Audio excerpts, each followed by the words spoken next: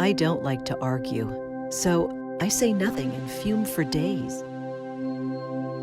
How do I set boundaries without sounding like a jerk? I hate the idea that I might accidentally offend somebody, so sometimes I'd just rather say nothing at all.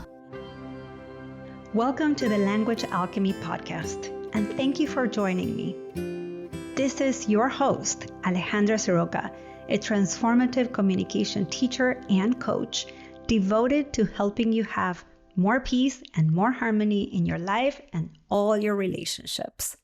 And by the way, if you find yourself having unnecessary stress or tension in your life and relationships, then this podcast is for you.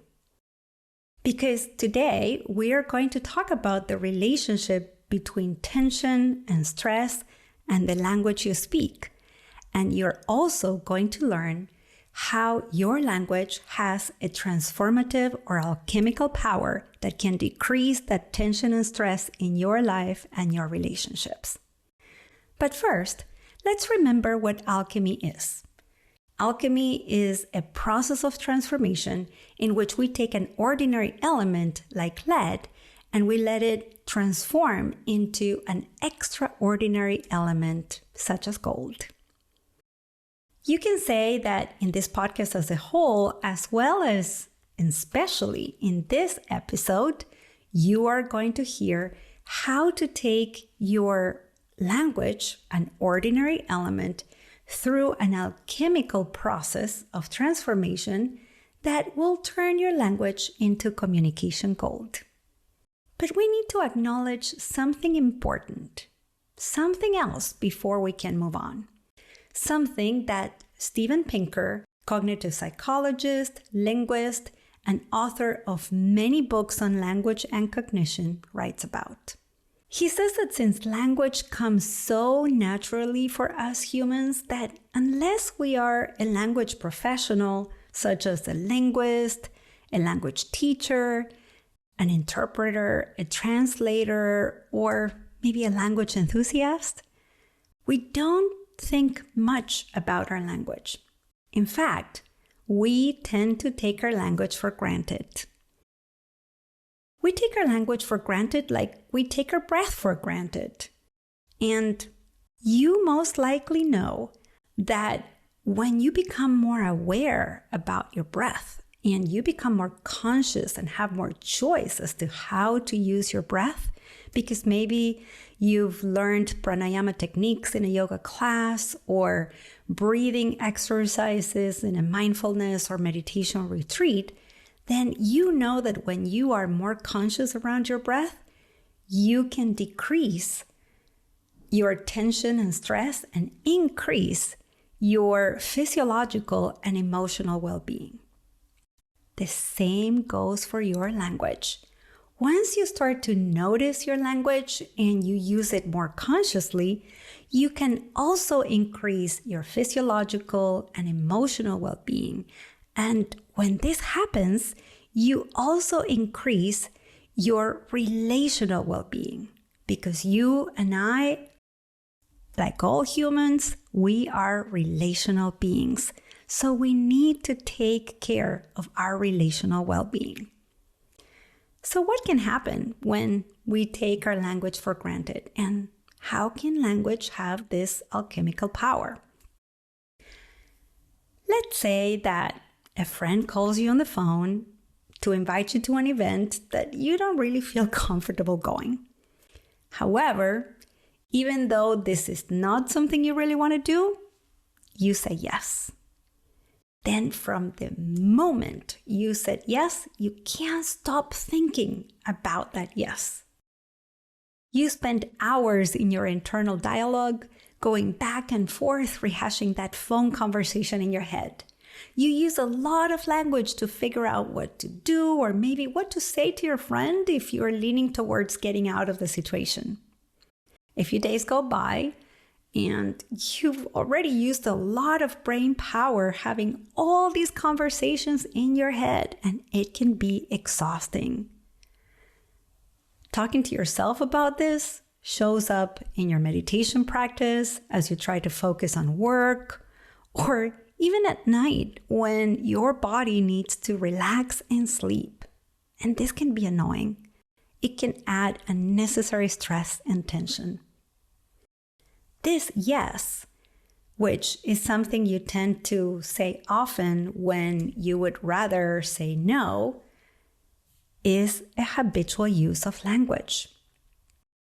And this habitual use of language is creating a lot of stress. And that is something that can happen when we take our language for granted.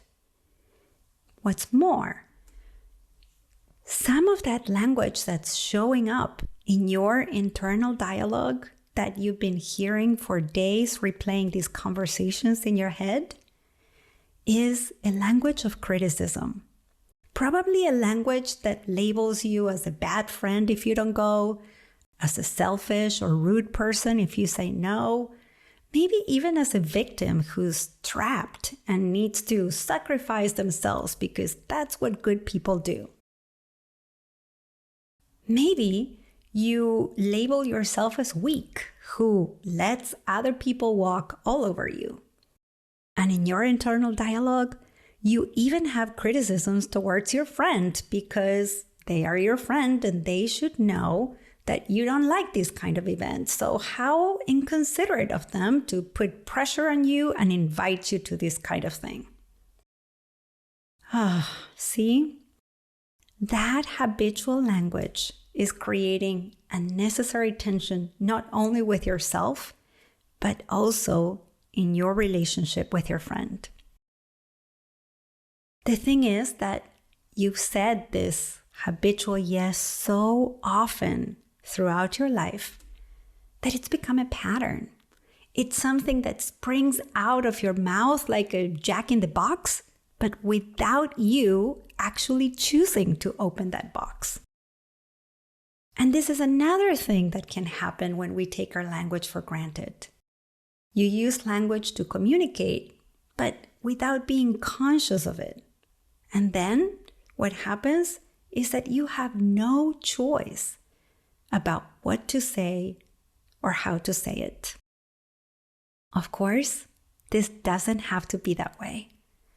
You learn to speak a language, and you are also a conscious human being who can learn how to alchemize your language and to transform it into communication gold without having to have that added stress or tension. And I am going to teach you how.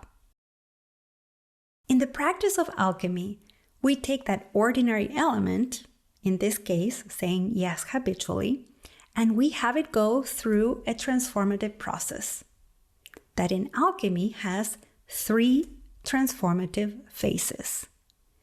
The phase of awareness, the phase of exploration, and the phase of integration. In the case of communication, let me explain how this would go. Awareness is when you pay attention to the elements and their usefulness. During this awareness phase, we become aware of the words we say, the impact that they have, and whether what we're saying is giving us what we want or moving us away from what we want and value. Then comes the phase of exploration. Exploration is when you separate things, you put them together, and you test them. And in this exploratory phase, we want to separate your language from beliefs, feelings, and stories that are underneath this language pattern. And then we try out new communication tools to express yourself in different ways that can take you closer to having the kind of experiences or relationships that you want and value. And finally, there's that stage of integration. Integration is when you mix new and familiar elements, and the result is something extraordinary and sustainable. In communication, we assimilate our insights and communication tools so that when we have another opportunity to say yes or maybe say something else, the result is a conscious choice. And when we respond to that opportunity to say yes or to say something else, our voice sounds clear, confident, and authentic. Now, how can you do this? Well, imagine that you were the person that said that habitual yes. So first, become aware and observe the various elements around your yes. How did you say yes when you wanted to say no? Do you do this in every context, or is it just with this kind of person, or this particular kind of event? What do you believe would happen if you said no? And once you have greater awareness around the habit of saying yes, you can start to go into the exploration phase. Now that you are in this exploration phase, you are ready to try and to test different expressions rather than that immediate yes. You learn various options of what to say when someone asks you to do something or invites you to an event. Then you see how it goes and the kind of impact it has once you have tried these new expressions. And then you are ready to go into that final integration stage. Because you have cultivated awareness and you have explored this deeply, when some kind of proposal or invitation comes through, you know how to choose what to say. When you say yes, it's a joyful and confident yes. When you're not sure what to say, maybe you choose to communicate that you're not sure, or maybe you offer a soft no. By saying something like, "I'm not sure, let me think about it." And when you want to say no, your no is clear, confident, and compassionate. See, this is what happens when you apply alchemy to your language. This is how you can let it go through these phases of awareness, exploration, and integration to turn that ordinary language into communication gold. Because when you communicate authentically, you no longer decrease that tension and stress internally in your life, but also in your relationship with that person that you value. For now, give yourself the gift of that first phase of alchemy and start becoming aware of the use of your language. The more aware you are of your language, that is to say, the less you take it for granted, the more you can decrease tension and stress in your life and all your relationships. You can take that first powerful alchemical step towards the kind of life and relationships that you most long for and that I know you are capable of having. So here we are, coming towards the end of our episode, and I would love to hear your comments. And if you have any questions that you would like me to answer on this podcast, then send your questions to hello@languagealchemy.com. And for now, I'll say until next week, and as we say in Argentina, ciao ciao. Thanks for listening to the Language Alchemy podcast.